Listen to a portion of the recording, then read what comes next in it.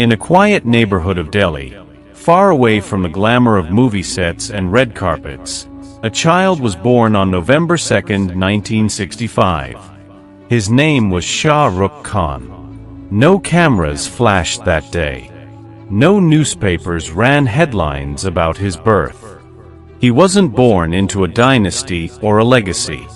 There were no silver spoons, no powerful godfathers, no guarantees. Just a boy, his humble parents, and a future no one could yet see, except perhaps his mother, who looked into his eyes and believed that he was meant for something extraordinary. His father, Mir Taj Muhammad Khan, was a freedom fighter, a principled man who had left his home in Peshawar and brought with him integrity, ideals, and stories of resilience. His mother, Latif Fatima, a strong woman of grace and wisdom, worked as a magistrate. They lived simply.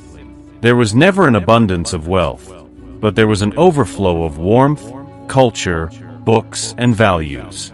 Shah Rukh grew up surrounded by love, not luxury. He learned Urdu poetry, absorbed stories of courage, and inherited a kind of elegance that had nothing to do with money. From an early age, Shah Rukh was different. He wasn't the loudest or the biggest, but he had a spark, a strange magnetic pull, like he knew he was carrying something bigger than himself. He went to St. Columba's School, where he wasn't just a student, he was a star in the making. He excelled in academics, captained sports teams, acted in school plays, and won the prestigious Sword of Honor. He was intelligent, charismatic, and full of mischief. But more than that, he was restless, as if the world he was born into wasn't big enough for what he was meant to become. But fate, as always, tests the ones it chooses. When Shah Rukh was just a teenager, his father fell sick and died. Cancer took him slowly and painfully. It was Shah Rukh's first real taste of loss, and it shattered him. He had always looked up to his father, a man who stood for justice and truth. Losing him was like losing his compass. Yet, even then, he didn't break. He smiled at the world, cracked jokes with his friends, and hid the storm inside. That pain never left him. It became his silent fuel. He moved on to Hungsaraj College and later studied mass communication at Jamia Millia Islamia. All through his college years, he immersed himself in theater. Barry John, his mentor, would later say, "The moment he stepped on stage, he wasn't acting, he was being." Shah Rukh didn't just perform roles, he lived them. He became them. His friends said there was something electric about him, like he was made of stories, waiting to be told. Then came the second blow, the death of his mother. It devastated him. He had now lost both his parents, both his pillars. He was just 25, and completely alone in the world. But again, instead of collapsing, he ran. Not from grief, but toward destiny. He packed his bags, boarded a train to Mumbai, and arrived in the city with a broken heart, 2 pairs of jeans, 1 suitcase, and 1,500 rupees in his pocket. He had no contacts, no connections, no backup plan. But he had hunger, fierce, unapologetic hunger. The kind that doesn't ask for permission, that doesn't knock gently, that kicks the door open. He wanted to act. Not for fame or money, but because it was the only way he knew how to survive his own pain. He started with television. Shows like Fauji and Circus made him a household name. The camera loved him. Audiences loved him. He wasn't conventionally handsome, but he had something far rarer, presence. That quiet intensity, that raw passion, that impossible to ignore spark. Then came Bollywood. In 1992, he debuted in Deewana. And then came Bazigar Dar Anjum, where he played villains, stalkers, obsessed lovers. He did roles other heroes rejected. He didn't play it safe. He didn't care about image. He wanted to explore the darkness, the madness, the chaos of being human. He was redefining stardom without even realizing it. And then came 1995. Dilwale Dulhania Le Jayenge. That one film changed everything. It wasn't just a movie, it was a movement. Raj became every lover's ideal.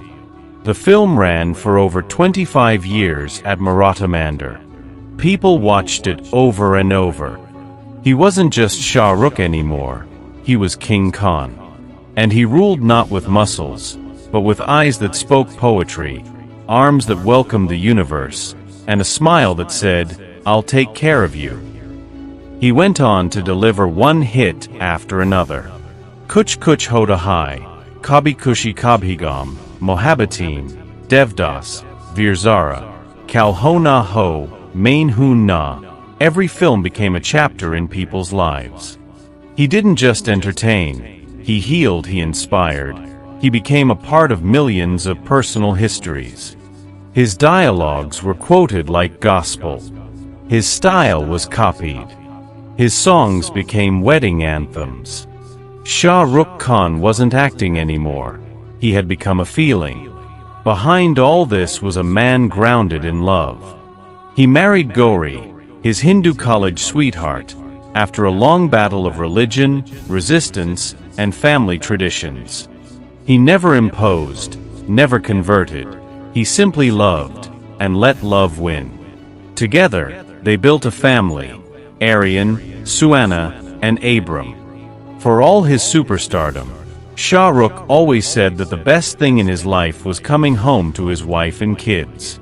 But the man wasn't just a romantic. He was a visionary.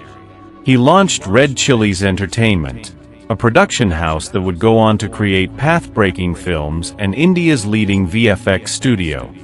He bought the Kolkata Knight Riders, an IPL team, and turned it into a champion brand. People laughed at him. He laughed back, and won. Shah Rukh Khan became one of the richest actors in the world. He owned properties in Mumbai, Dubai, and London. He became a brand ambassador for the biggest companies. His face was everywhere. And yet, he never let arrogance touch him. He still touched feet of elders, still greeted fans with folded hands, still thanked the media after every event. He wore his success like a sherwani, elegant, not loud. But even gods fall. After 2014, his films began to falter. Fan, Raise, Jab Harry Met Sejal, Zero, none lived up to the legacy. People called him outdated. Social media mocked him. The same audience that once worshipped him now questioned his relevance. Shah Rukh didn't complain. He disappeared. For 4 years, he said nothing. No films. No interviews. No explanations. He retreated, quietly, gracefully. And then, in 2023, he returned. With Pathan. The theaters exploded. The crowd danced. The king was back, and he was stronger than ever. Broke every record, followed by Jawan and people cried in theaters, not just for the film, but for the man, for his resilience, his silence, his dignity.